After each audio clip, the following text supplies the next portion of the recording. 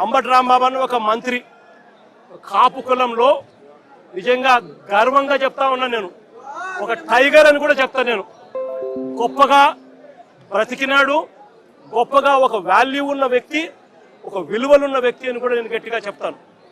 అలాంటి వ్యక్తిని ఆశ్చర్యం కలిగించే విషయం ఏంటంటే, తప్పుడు కేసులో ఇల్లీగల్గా ఆయన్ని అరెస్ట్ చేయడమే కాకుండా స్టేషన్లో ఈ నల్లపాడు సిఐ వంశీ అట, పట్టాభిపురం సిఐ ఇంకొకడు వెంకటేశ్వర్లు అంట, వీళ్ళు అంబటి రాంబాబు అన్నను ఫిజికల్గా కొట్టడం జరిగింది.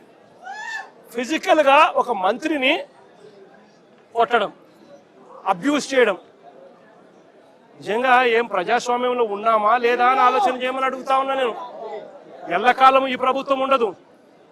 దాదాపుగా 200 మంది సిఐలు, ఎస్ఐలు, డిఎస్పీలు ఇటువంటి వాళ్ళు విఆర్లో ఉన్నారు.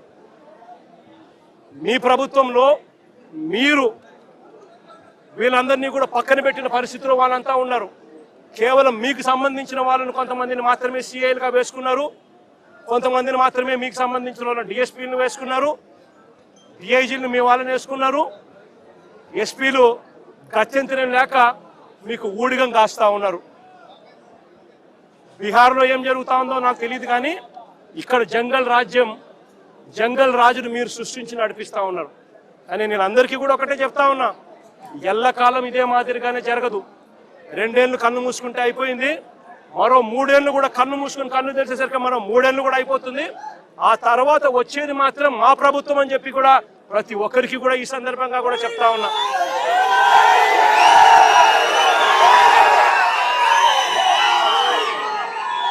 చంద్రబాబు నాయుడు గారికి చెప్తా ఉన్నాను, ఆయన కొడుకు చెప్తా ఉన్నాను, ఆయనకు కొమ్ము కాస్తా ఉన్నా ఆయన పార్టీ ఇతర పార్టీ నాయకులకు చెప్తా ఉన్నాను, ఆయనకు కొమ్ము కాస్తా ఉన్నా ఇలాంటి పోలీసు అధికారులకు కూడా చెప్తా ఉన్నాను. ఎల్లకాలం ఇలా అన్యాయం చేస్తా ఉంటే మాత్రం ఎప్పుడు కూడా దేవుడు చూస్తూ ఊరుకోవడానికి మాత్రం గుర్తుపెట్టుకోండి. ఖచ్చితంగా మీకు మొట్టికాయలు పడతాయి. రేపు పొద్దున మా ప్రభుత్వం వచ్చిన తర్వాత వీటి అన్నిటి మీద కూడా ఎంక్వైరీలు వేస్తాము, వడ్డీతో సహా చెల్లిస్తారు అని కూడా ఈ సందర్భంగా అందరికీ కూడా చెప్తా ఉన్నాం. అందరినీ కూడా బోన్లలో నిలబెడతాము, సాక్ష్యాలు ఆధారాలతో సహా యూనిఫామ్లు ఒక్కొక్కరికి కూడా ఇప్పించి వీళ్ళందరితో పాటు ఈ కాన్స్పిరసీలో భాగమైన ఇతర రాజకీయ నాయకులు ఎవరెవరైతే చేసినారో వాళ్ళందరినీ కూడా ఒక్కలో పెట్టి న్యాయం జరిగేట్టుగా వడ్డీతో సహా వీళ్ళంతా కూడా చెల్లించే పరిస్థితి కూడా వస్తుందని కూడా ఈ సందర్భంగా ప్రతి ఒక్కరికి కూడా హెచ్చరిస్తా ఉన్నా. జరుగుతూ ఉన్నది విషపూరిత విత్తనాలు నాటుతా ఉన్నారు. దయచేసి ఈ విషపూరిత విత్తనాలు నాటడం ఇప్పటికైనా ఆపండి. ఇది గన ఆపకపోతే గన రేపొద్దున ఈ విషపూరిత విత్తనాలు మీరొక్కరికే మీకు మాత్రమే వర్తిస్తాయని అనుకోవకండి. ఈ రోజు వైఎస్ఆర్సీపీకి సంబంధించిన ప్రతి గ్రామ స్థాయిలో కూడా ప్రతి కార్యకర్త కూడా దెబ్బతినున్నాడు, ప్రతి నాయకుడు దెబ్బతినున్నాడు. మీరు చేస్తా ఉన్న అన్యాయానికి వీళ్ళంతా కూడా దెబ్బతిని ఉన్నారు. వీళ్ళంతా రేపొద్దున మా ప్రభుత్వం వచ్చినప్పుడు వీళ్ళంతా కూడా మీ విషపూరిత విత్తనాలు ఆ రోజు పెద్ద చెట్లు అయినప్పుడు వీళ్ళు గల స్పందిస్తున్నప్పుడు మీకేం జరుగుతుంది అని కూడా ఆలోచన చేసుకోమని చెప్పి చంద్రబాబు నాయుడు గారిని గట్టిగా హెచ్చరిస్తా ఉన్నా.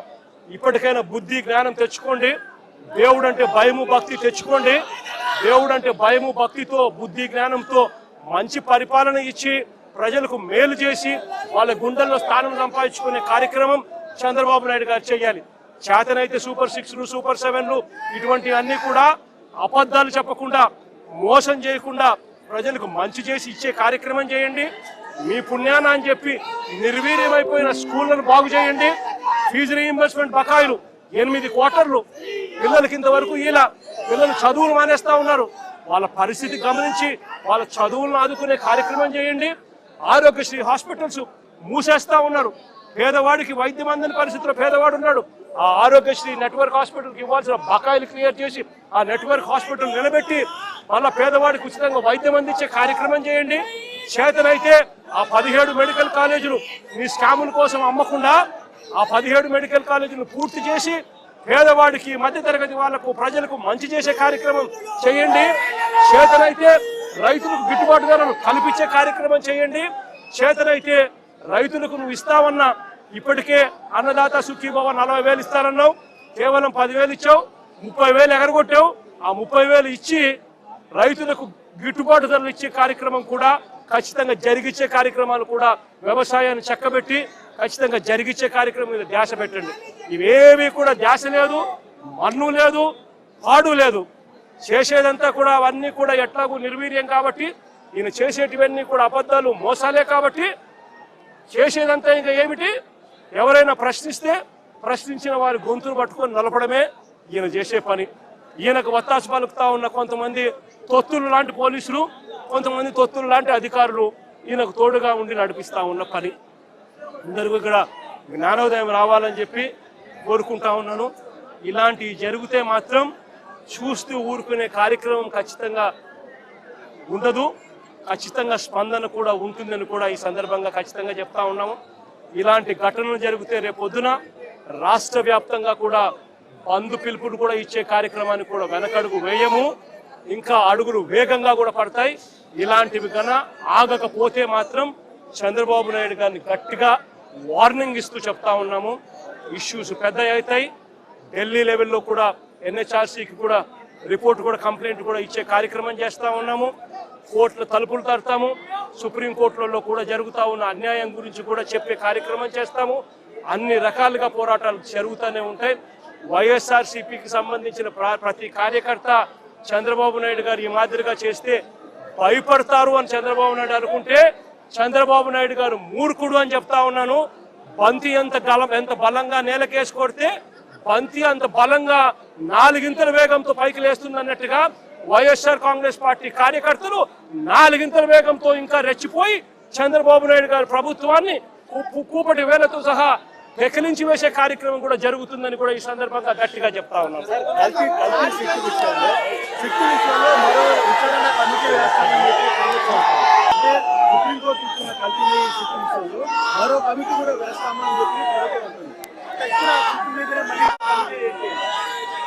చంద్రబాబు నాయుడు గారు అనే వ్యక్తి ఎలాంటి దుర్మార్గుడు, ఎలాంటి రాక్షసుడు అని అంటే, తాను అబద్ధం చెప్పాడు అని, మోసం చేశాడు అని ప్రజలకంతా తెలిసిపోయింది.